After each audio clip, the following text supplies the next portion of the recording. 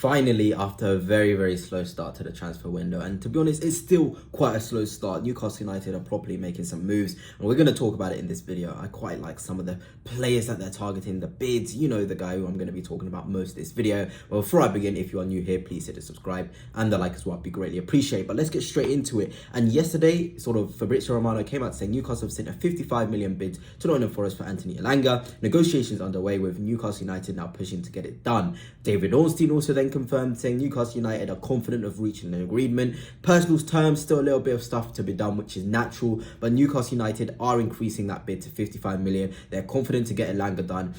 And my initial thoughts, I'll be very honest, 55 million is a bit too much for Elanga, but what he will do is guarantee sort of success at Newcastle because he's dynamic. Eddie Howe loves dynamism and players that can get the ball from one side of the pitch to the other. Elanga can do that. He's got Premier League experience. He ticks those boxes, but I've always maintained Newcastle United do need multiple profiles, because if you have multiple profiles in your squad, you're able to play against different types of teams. Will Elanga change results like the game against Everton and change them into wins? No, because he's still the same profile of the Gordons, the Barnes, the Murphys. You need more of a creative player there, but I'm not going to complain whatsoever about Anthony Elanga because this is a top professional, a top athlete who has the right mentality to play for Newcastle United. And actually, we had further confirmation today that a bid has actually been accepted. I am going to be very wary with this. Yes, it's in the title, and lots of Newcastle fans have DM'd me to say that this guy is quite reliable, although he's the only one reporting the bid has been accepted.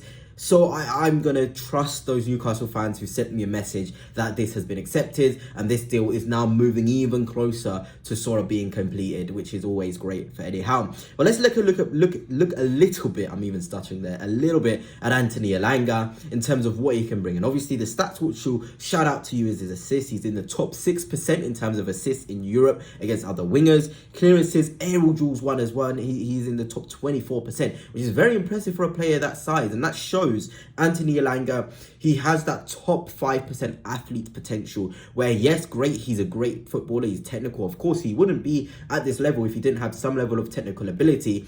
But as a pure athlete, as a pure sort of athletic talent, Anthony Elanga is one of the best in Europe. And you can see the progressive passes, again, the top 40% in there. Progressive carries, he's again in the top 43%.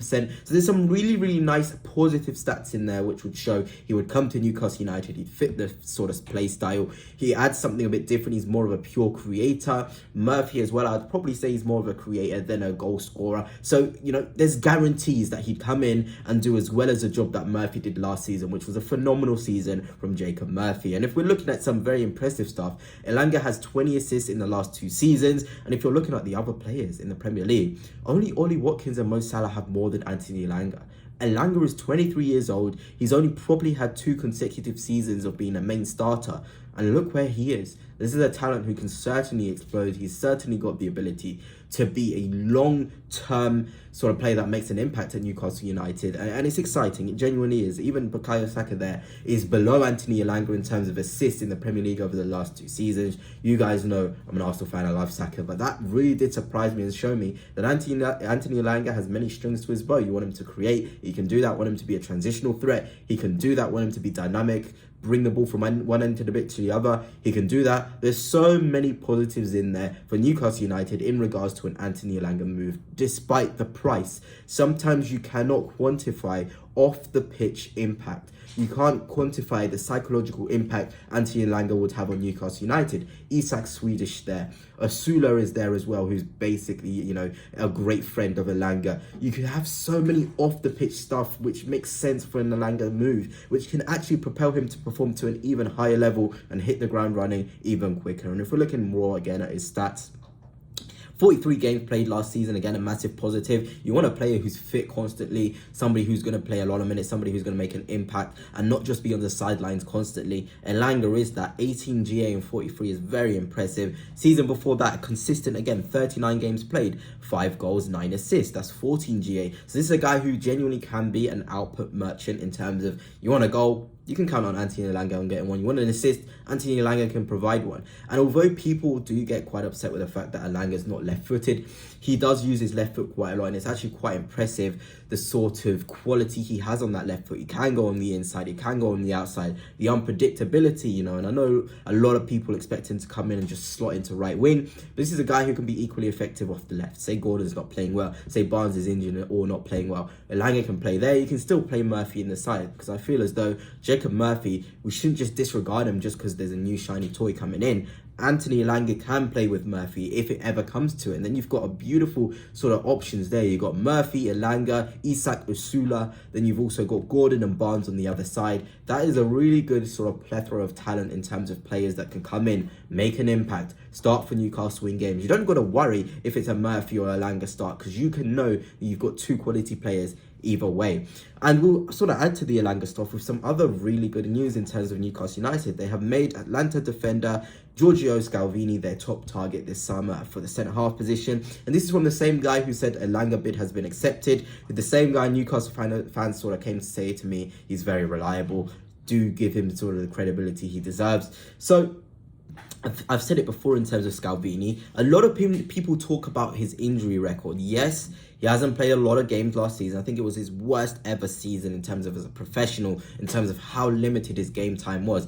8 matches played, only 369 minutes. Then you're looking at the 2 seasons before that, though. He's playing games, he's playing a lot of minutes, you know. So you could almost look at this season as an outlier. If you have Scalvini for 34 games a season, that's incredible. You've got one of the best young prospect defenders for 34 games. He's only 21 years of age. You got him playing 44 games as well, 21 games. If he's able to play 30 games a season, you pay for Scalvini, because he's just that good of a talent. You know, he can play centre-half, central defensive midfield as well. He's very, very good. I actually think he's probably more impactful in the midfield due to his long legs and how he can take the ball from opponents and how physical he can be in the duel. You know, there's many positives to Scalvini in midfield, and for that price, by the same guy who Newcastle fans tell me is very reliable, £30 million is good. It genuinely is good. You won't get much better value for money, especially in this economy for football in terms of the prices and inflation. You won't get much better value for money for somebody like Scalvini at 30 million. So if it was up to me, Elanga for 55 and Scalvini for 30, it almost balances out. You've almost paid, you know, that 15 million extra that you shouldn't really be paying for Elanga. It takes away from the 15 million you should be paying extra for Scalvini. So when you look at it like from that perspective, it genuinely does make sense. And I'm sure Newcastle United, they're much smarter than me. They have the figures, they know what they can spend, they know the impact Elanga can have. They'll look at this and be like, we could get proper good deals here if we get Scalvini for 30, if we get Elanga for 55. We genuinely can do stuff. And if we're looking at Scalvini in terms of sort of his performance, his last big game in a European final against an unbeaten Bayer Leverkusen side, 49 minutes played, 14 passes, 86% pass accuracy, 1 out of 2 accurate long balls, 2 tackles, 2 interceptions, 3 clearances, 1 out of 1 aerial duels, 3 out of 4 duels. This is a phenomenal performance in a final. And see, this is the level of talent Newcastle United could be getting if they get someone like Giorgio Scalvini. But anyway, that's it for now. Hope you have enjoyed, and on to next time. Peace.